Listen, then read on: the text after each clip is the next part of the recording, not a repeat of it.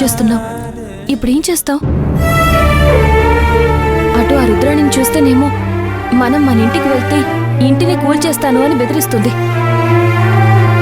ఇటు బావగారిని చూస్తేనేమో మన ఇంటికి వెంటనే వెళ్ళిపోదాం, ఇక్కడ ఉండలేను అని చెప్తున్నారు.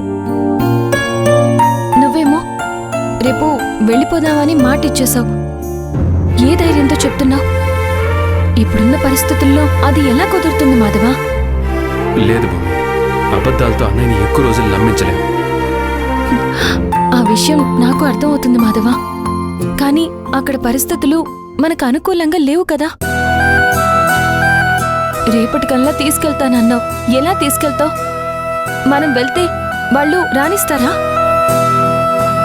బావగారికి పెద్ద పెద్ద విషయాలు ఏమీ తెలియకూడదు, ఆయన తట్టుకోలేని సంఘటనలు ఆయన ముందు జరగకూడదు అని డాక్టర్ గారు చెప్పారు. ఆయన్ని తీసుకెళ్లి వాళ్లతో గొడవ పడుతూ ఉంటే అది చూసి బావగారికి ఏమైనా అయితే? అన్నయ్యకి ఏమీ తెలియకూడదు, కానీ ఎట్టి పరిస్థితుల్లోనూ మనమంతా మన ఇంటికి వెళ్ళిపోవాలి. అసలేం జరిగిందిరా? అంత పట్టుదలగా రేపటికల్లా వెళ్ళిపోవాలి అంటున్నావు? వాణ్ణి చూస్తే వెళ్దాం వెళ్దాం అంటున్నాడు. ఈ ఇంటికి వచ్చిన దగ్గర నుంచి ఎవ్వరికి ఇంట్లో ఉండాలన్నా ఉండబుద్ధి కావట్లేదు, కానీ బయటికి వెళ్ళలేని పరిస్థితి. మనం మన ఇంట్లో అడుగు పెట్టకుండా చేయడానికి, మన ఇల్లు మనది కాకుండా చేయడానికి ఆ రుద్రాని వాళ్ళు చాలా పెద్ద స్కెచ్ వేశారక్క.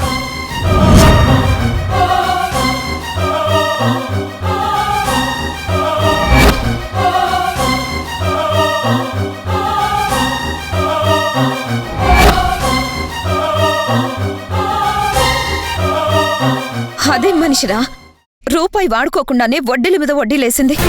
ఇప్పుడు మన ఆస్తిని కూడా లాగేసుకుంది. రక్త పిశాచిలాగా మన రక్తం మొత్తం తాగే వరకు అది వదిలిపెట్టేలాగా లేదు. రే మాధవా, ఆ దుర్మార్గులు మన ఇంటిని కూల్చాలని చూస్తున్నారేమో.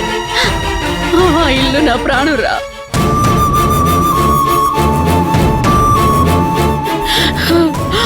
ఆ ఇంటిని వదిలిపెట్టి బయటికి వచ్చే పరిస్థితి వస్తుందని నేను ఏనాడు అనుకోలేదురా.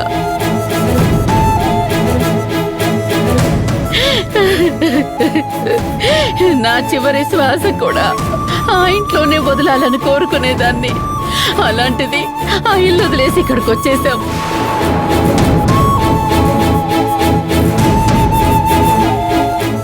పెద్దదాన్ని కాబట్టి, ఏమి చేయలేని చేతకాని దాన్ని కాబట్టి పిల్లలు మీరే చూసుకుంటారులే అని మౌనంగా నాలో నేనే బాధపడుతున్నాను.